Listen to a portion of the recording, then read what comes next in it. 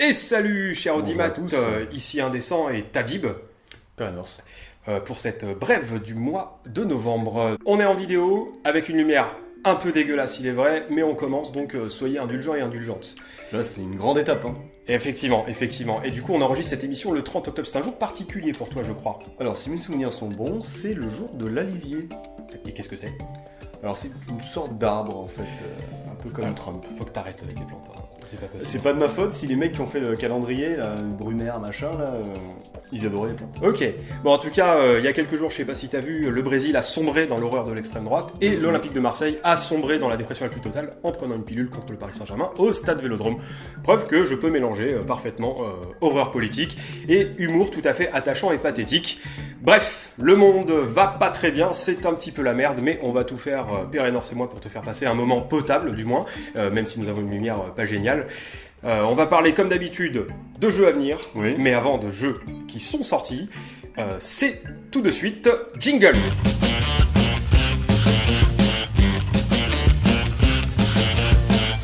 Et c'est parti pour les jeux qui sont sortis il y a peu. Et je démute, cette fois-ci, Pérénor, tu commenceras la deuxième partie, Oui. par un dernier jeu de chez Batro Games, la trilogie de la crasse. Oh mon dieu, mais qu'est-ce que c'est donc? Non, n'ouvre pas le bouquin, ça n'est pas pour toi. Alors, qu'est-ce que c'est que ce jeu? Je ne mettrai pas d'image sur YouTube, car sinon, cette vidéo ne paraîtra pas dessus. Ou alors Ni sur pas sur Facebook. YouTube. Quoi? Eh bien donc, ce jeu, c'est pas seulement un jeu, c'est aussi 3 romans, très exactement 3 nouvelles. Une sur les hommes porcs, qui sont des hommes vivant sous terre, manipulant l'humanité depuis cet endroit. Les hommes cafards qui gèrent un immense amas de déchets interstellaires qui arrivent dans le multivers et qui sont triés par des êtres humains réduits en esclavage après leur mort. Délicieux. Et des hommes mouches qui sont des corps réceptacles d'amas de mouches, pourchassés mystérieusement par les deux autres. Donc c'est crade, c'est trash, c'est dégueulasse, c'est de C'est l'horreur pas trop gore. Le système, quant à lui, s'inspire de celui d'Ino, donc le Corpus Mechanica qu'on a pu voir dans notre tombeau notamment, entre autres, hein, bien sûr, et aussi dans les Channel Fear, etc. En gros, le système c'est très simple, il faut lancer une poignée de D6 correspondant à ton aptitude. Si tu fais 4, 5, 6, t'as un succès. Et il faut faire un bien. succès ou plus pour gagner. Alors je n'ai fait qu'entamer la lecture du livre, alors je peux vous dire que c'est pas piqué des vers, c'est pas quelque chose que je lis habituellement, mais c'est plutôt sympa la lecture. En tout cas, c'est très bon pour le moment. Je ferai une review sur le jeu à tête reposée après avoir lu et testé. D'ailleurs tu es obligé de jouer à la partie, tu seras un homme cafard. Mais bref, Ça c'est va. du très bon et pour 24,90 seulement, une relure tout à fait correcte Oui, c'est beau. Hein. et C'est une du beau. couverture super solide. C'est de la bonne cam. Bravo à Batro Games et à Studio Detrose pour cet ouvrage. Et je vais te laisser la main. Mais d'ailleurs, attends. Qu'est-ce qu'il y a? T'as reçu Héros et Dragon? Oui. Ça a l'air cool. Tu me fais une partie quand? Bah écoute, je pense que je vais faire une partie en crowdfunding, c'est-à-dire dans peut-être 2-3 ans. Ah, d'accord. Ça va être cool. C'est facile de vanner, Non, les ils Lyonnais ont comme fait ça. un sacré boulot. Ok. Alors, effectivement, j'ai reçu Héros et Dragons. Ok. Alors, pour ceux qui vont vanner sur le temps qu'ils ont mis pour le Ouais, faire, bon. bon, c'est un sacré boulot, c'est une team Ok. qui est quand même assez sérieuse. Et c'est du beau boulot, vraiment. Ok. Les bouquins sont jolis. Franchement, Ok. le contenu, je suis en train de le. Je vois que t'as une version MOOC. Ouais, la version très MOOC, mobile. c'est un peu moins cher, Ok. c'est beaucoup plus pratique. Il y avait également la version en plus dure. D'accord. Vous avez l'opportunité de récupérer le manuel des monstres, le manuel du joueur, le guide du maître avec tout un D'accord. cadre de campagne à l'Arion Ouais. qui est super intéressant. Également des recueils de scénarios. Mhm. Après plein de petites goodies, par exemple des cartes de sorts, Ouais. des cartes de classe, etc. Donc c'est D'accord. vraiment intéressant. Les Ici, petits même posters des aussi, dés, je crois. des etc. posters. Les dépipés. Voilà, les petits dépés ouais. de Papy Donjon, Papy Donjon, qui vous ouais, donnent c'est un ça. peu des astuces, par exemple dans le Chroniques oubliées Fantasy, mais on en parlera un de ces jours. Ouais. Mais par exemple, moi ce qui m'a le plus plu, hop, c'est vraiment le poster Choucroute Vorpal. D'accord.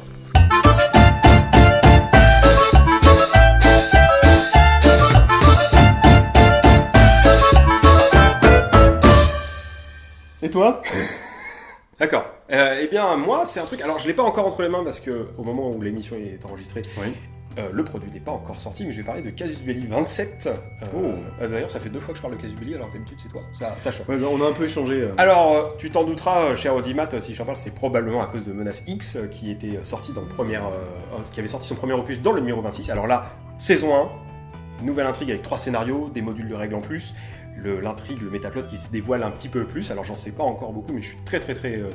Enfin, j'étais très content de la lecture de la Ouais. première de l'introduction en fait. Simplement, il y a aussi 2-3 autres choses. Hein. Bon, il y a une interview d'Ino justement, bien. qui a fait le Corpus Mechanica, un long entretien a priori. Et il y a aussi 2-3 autres choses. C'est Bâtisse et Artifices Contemporains qui va détailler cette fois-ci un quotidien, un commissariat de police. Donc, alors, moi j'adore les scénarios avec les flics, donc c'est top. Et il y a aussi un petit scénar de Monster of the Week. Donc ça tombe à peu près pile poil avec la sortie. Donc c'est plutôt un numéro assez riche et assez fourni, je pense, pour cette 27e édition du Casus Belli, une nouvelle mouture. Moi, je suis bien content de l'avoir à la fin de la semaine. En tout cas, on regarde un ouais, peu ce que ça marche, donne, pas de problème. tous les et contenus. toi, Pérenor, il me semble que tu as repéré quelque chose d'un peu plus historique. Alors, historique, c'est un bien grand mot, même si ça parle un peu de l'Occident à une certaine époque, un peu médiévisant, on va dire. Il y a aussi un peu du fantastique. C'est Dark Rune. D'accord. Donc ça se passe durant une sorte d'Europe fantasmée qui va mélanger justement de l'histoire et de la fantasy. On va jouer des demi-dieux, en quelque sorte, des fils de dieux. Et on va avoir l'opportunité parfois de voyager dans les plans supérieurs, dans les plans divins, qui existent vraiment dans ce monde-là. Alors ce qui m'a vraiment le plus touché, le plus intrigué dans ce travail-là, dans ce jeu de rôle-là, c'est le fait qu'on va pouvoir vivre des aventures dans 3 époques différentes. D'accord. Une qui va se passer avant le Ragnarok, une pendant le Ragnarok et une après le Ragnarok, où on va avoir en fait une sorte d'ère glaciaire qui va recouvrir le monde et des petites tribus qui vont être un peu parsemées à défaut d'avoir ces sortes de grandes forteresses, ces sortes de grands pays qu'on va voir avant le Ragnarok. Tout ça, ça me donnait assez envie, vraiment, je vous le conseille si vous avez l'opportunité d'aller voir. En plus, les visuels sont plutôt jolis. Pêle-mêle. Qu'est-ce qui se passe, pêle-mêle?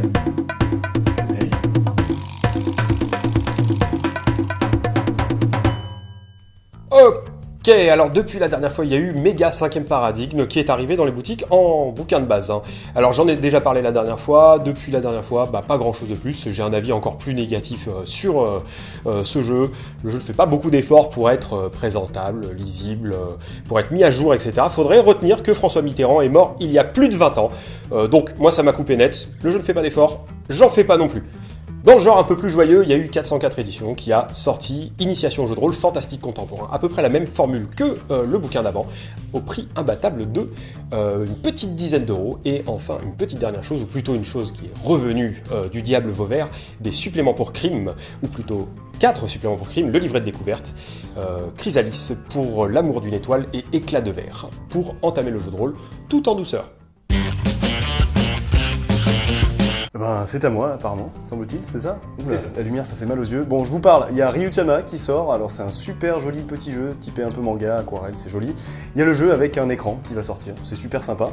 Avec la même idée, l'écran du jeu de rôle Star Trek qui sort, il a l'air bien joli, avec des trucs qui font piou-piou de partout, c'est sympa.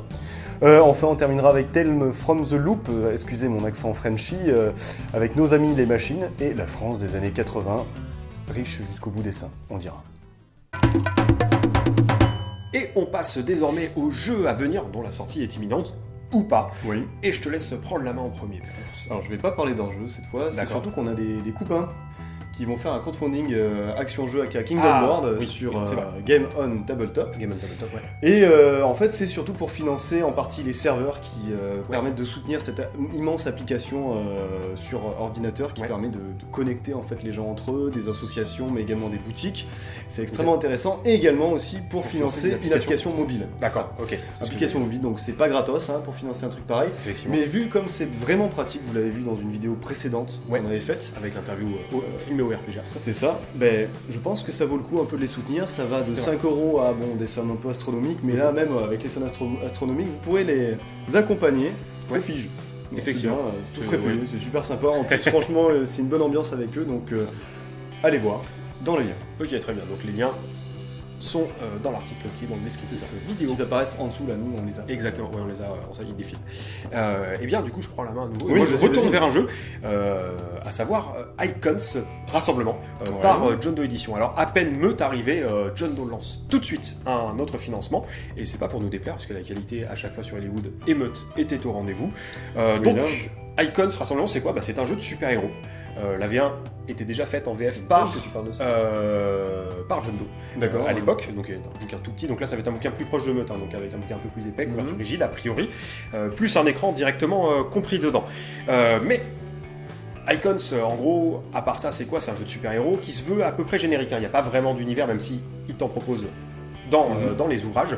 D'ailleurs, il y a déjà pléthore d'extensions promises, à savoir déjà un cadre de campagne avec 5 scénarios dedans, un bestiaire, correspondent à des méchants, des vilains d'univers super-héros, et un compendium de pouvoirs qui va te permettre de créer des pouvoirs, les customiser, etc. Donc alors, si vous êtes fan des capes, des masques et autres slips portés par-dessus les pantalons, les 3 parfois, allez voir sur le site de Game on Tabletop, sur la page du financement de Icons Rassemblement. Honnêtement, ça vaut le détour, et n'oubliez pas les paliers boutiques, si jamais vous voulez passer par votre revendeur. Sachez également que de grands pouvoirs impliquent de grandes responsabilités. C'est d'ailleurs le nom d'un des bouquins. Ah, mais parfait. Et de ton côté? Alors moi je parle d'un truc, je suis un peu mitigé, donc je sais pas ce que ça va donner, mais c'est un crowdfunding également sur Game on Tabletop de Symbaroum. C'est le deuxième volet en fait d'une grande campagne, Carvosti ça s'appelle. Bon, écoutez, les visuels ont l'air vraiment sympas, il y a énormément de bouquins, 2 types d'écrans de jeu, il y a également des scénarios en bonus que l'on peut acheter. Je pense que c'est bien lancé, c'est assez intéressant également de proposer la suite d'une campagne. C'est une sorte de grande campagne qui se poursuit. Le seul souci, c'est qu'il faut atteindre le palier des 189 € pour avoir la campagne précédente en livre. Alors je sais pas si c'est parce que c'est en rupture de stock, du coup ils ont gardé quelques trucs dans les cartons, il faut un palier assez cher pour qu'on puisse les avoir. C'est joli, j'attends de voir l'intérieur. En tout cas, la V1 la première vague de financement Symbaroum m'avait fourni quelque chose d'assez... Du coup, moi, de mon côté, mon deuxième jeu que j'ai vu, c'est un jeu de space opéra qui est sur Ulule, cette fois-ci, qui est en financement, du coup. C'est Orest. On avait partagé sur notre Twitter déjà que il avait fait un bon petit score, un bon petit démarrage en fait. Il est à plus de 23 ou 24 000 à l'heure où je parle. Il reste quelques jours sur la plateforme d'Ulule pour participer au financement. En gros, c'est un space opéra qui va être à la croisée des chemins de Star Trek, Mass Effect, etc. L'humanité a rejoint une communauté galactique suite à un cataclysme perpétré par les Sept. Race énigmatique et extrêmement belliqueuse et méchante, en gros. Le gros point fort du jeu, à mon avis, là où ils ont vraiment fait un pataquès, c'est sur la com, en fait. Il y a eu un JDerma qui leur a fait une et un gros dossier à l'intérieur. Il y a pas mal de gens qui soutiennent le jeu, des sites aussi, les Ludovox, Sci-Fi Universe, etc. Donc, est-ce que ça suffit pour en faire un jeu viable et un projet viable? Je ne sais pas. En tout cas, ça semble pas trop mal parti. Moi, ça m'évoque pas grand-chose pour l'instant. J'attends de voir le produit fini. Le système comme ça, a priori, me semble un poil confus, mais gardons patience, attendons de voir à la sortie ce qu'il donnera et attendons de voir les détails donnés post-financement. Au reste, on verra bien. Pêle-mêle.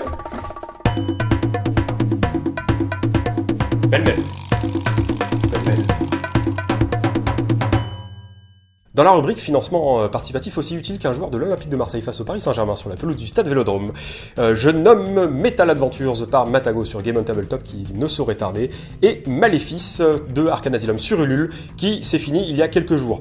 Alors, Maléfice, pour moi c'est trop vieux pour être édité en 2018, l'éditeur annonce un dépoussiérage mais semble ne s'adresser qu'à des nostalgiques. Honnêtement, si tu n'as pas connu le jeu à l'époque, pour moi ça ne sert à pas grand chose, et Metal Adventures, la V1, fait effectivement partie des meilleures ventes de jeux de rôle en France pour un jeu de rôle francophone. Pour moi il y a quelques points noirs, une fascination presque glauque de l'auteur pour Stella Bell, un personnage phare de l'univers, l'auteur qui passe pas mal de temps à détailler ses formes dans les nouvelles d'ambiance de la V1. Mais il y a également un univers assez plat et oubliable en fait qu'on peut retrouver dans n'importe quel univers futuriste, voire Medfan, et qui n'est pas rattrapé par un système de règles qui comporte quelques confusions, mais ce n'est pas grave. Bref, zéro hyper hype pour moi sur ces deux projets. Côté crowdfunding, c'est Monster of the Week qui devrait être en cours de livraison, à moins que Buffy contre les vampires ne les ait tous massacrés. Nos pauvres livreurs, vampires, je sais pas. Ils ont peut-être peur de la lumière du jour. Mantra également, le financement est terminé et il est financé. Super, on l'attend, il arrive. Allez, bisous. Et c'est désormais la fin de cette brève du mois de novembre. Si tu nous écoutes jusque-là, ça veut dire que tu as probablement écouté cet épisode jusqu'à la fin. Alors, merci beaucoup. Un grand merci surtout à cause de cet éclairage. Effectivement. Tes yeux... Sache que tu peux nous retrouver sur l'internet mondial, donc Facebook, Twitter, Instagram, et également, bien sûr, sur YouTube et SoundCloud. N'oublie pas de t'abonner, de cliquer sur la petite cloche sur YouTube, notamment. Eh bien, il ne nous reste plus qu'à te souhaiter une bonne soirée, une bonne nuit ou une bonne journée, selon l'heure à laquelle tu nous écoutes. À la prochaine. À très bientôt. be your prey.